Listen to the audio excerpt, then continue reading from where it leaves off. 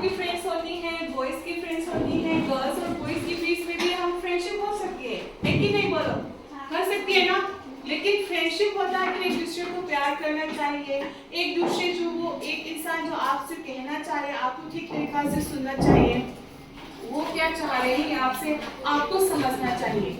ठीक है, तो एक प्यार भरी रिश्ता रखने के लिए आपको पहले क्या जरूरी है ये जानना है। ओला, ओला मतलब ओ मतलब ऑब्जर्व, ओके, एल मतलब लिसन, ए का मतलब है आस्क।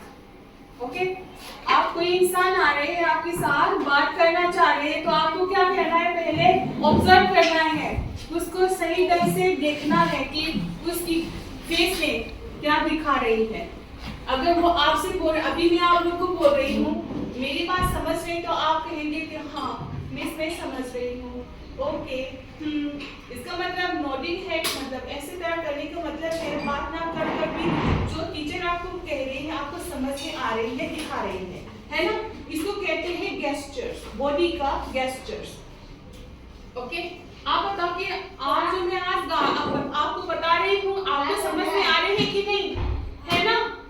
यस, ओके, इसका मतलब टीचर जो कह रहे हैं आप लोग समझ रहे हैं।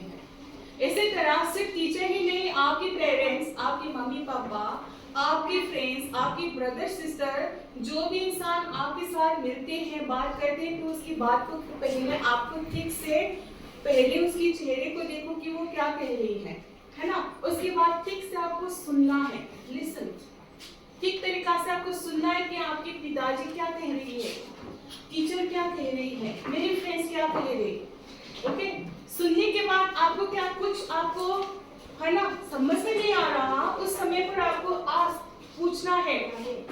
और टीचर आपने जो अभी सिखा था मैथ्स का वो मुझे नहीं पता, फिर से आप सिखा दीजिए, फिर से एक्सप्लेन कीजिए। आपके पेरेंट्स को भी कह सकती है पापा मामी जो आपने कहा मेरी समझ में नहीं आ रहे हैं, फिर से बता दीजिए। जो आपके मन में कुछ क्लैरिटी नहीं है, मतलब अंदर ही अंदर आपको समझ में नहीं आ रहे, तो आपको ऐसे तरह बैठना नहीं है, आप उठकर उसको क्वेश्चन पूछो, टीचर को, ब्रदर को, पेरेंट्स को, मम्मी पापा को, हाँ मुझे हमें पता नहीं है, माँ सिखा दो मुझे, ऐसे तरह। तो एक दूसरे के साथ सही अच्छी रिश्ता बनाने के लिए आपको ये तीन ओला को समझना है। पहले ठीक से आप ऑब्जर्व करो, देखो, उसके बाद ध्यान से सुनो, उसके बाद अगर आपको डाउट होती है मन में, क्लैरिटी नहीं है तो आपको पूछना चाहिए।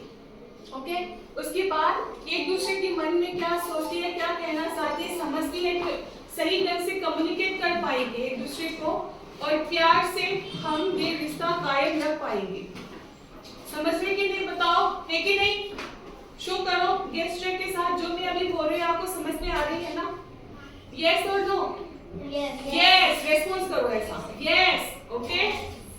तो सही ढंग से आपको ये इंटरपर्सनल रिलेशनशिप रखने के लिए ये तीन चीजें को आपको याद रखना है, और हमारी रियल लाइफ में भी आपको इसको इस्तेमाल करना होता है। क्या क्या था? पहले ऑब्जर्व, बोलो ऑब्जर्व, उसके बाद लिसन, और उसके बाद पूछना, आस्क। ओके, समझ गया? Okay, very good.